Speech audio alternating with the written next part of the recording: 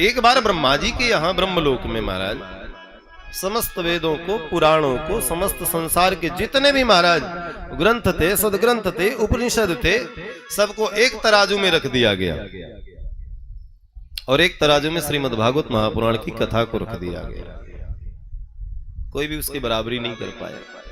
जैसे आपने एक बहुत सुंदर कथा सुनी होगी श्रीमद् रामचरितमानस में, जिस समय मेरे बाबा श्री गोस्वामी जी ने रामचरितमानस की रचना करी।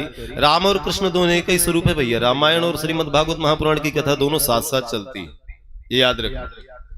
तो इधर उधर की बातें हम ना करके श्री राम और श्री कृष्ण की ही तरफ बढ़ेंगे।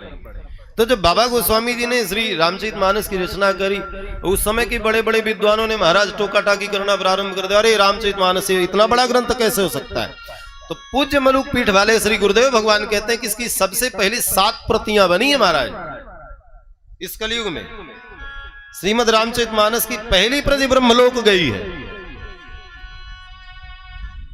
कहां गई है? ब्रह्मलोक गई। दूसरी प्रति कैलाश गई है। सत्यम शिवम सुंदरम, मेरे गुरुदेव मेरे भगवान शंकर ने अपने हस्ताक्षर किए। तो श्रीमद् भागवत महापुराण की कथा क्या है? बोले भगवान का वांग्मय स्वरूप है। जिस समय परमात्मा इस धराधाम को छोड़ करके स्वधाम गमन करने लगे, उद्धव जी महाराज चरणों में गिर करके रो करके कहा, महाराज अब मेरा क्या होगा? भगवान ने कहा कि तुम्हारा तो वो होगा उद्धव जो संसार में किसी का नहीं होगा। बोले तुम बद्रिकाश्रम में जाकर के श्रीमद् भागवत महापुराण की कथा को जन जन तक पहुंचाओ। बोले कैसे? बोले ये तो मेरा वांग्मय स्वरूप, भगवान के शरीर से उत्तम ज्योति प्रकट भई श्रीमद् भागवत महापुराण में जाकर के समा गए।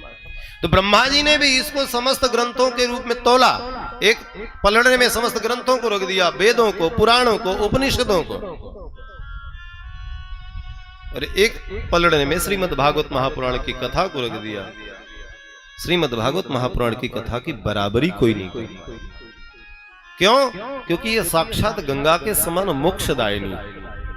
गंगा स्नान करने जाना पड़ेगा महाराज, तब मोक्ष मिलेगा। हो सकता है मोक्ष ना मिले, क्योंकि कामना रह जाएगी कि हे गंगे हमारे घर में धन नहीं है, पुत्र नहीं है, पुत्र दे दो। परंतु श्रीमद् भागवत महापुराण की कथा को सुनकर एकमात्र यदि कोई भाव उत्पन्न होगा तो हे नाथ परीक्षित की भांति मुझे भी भव से तार।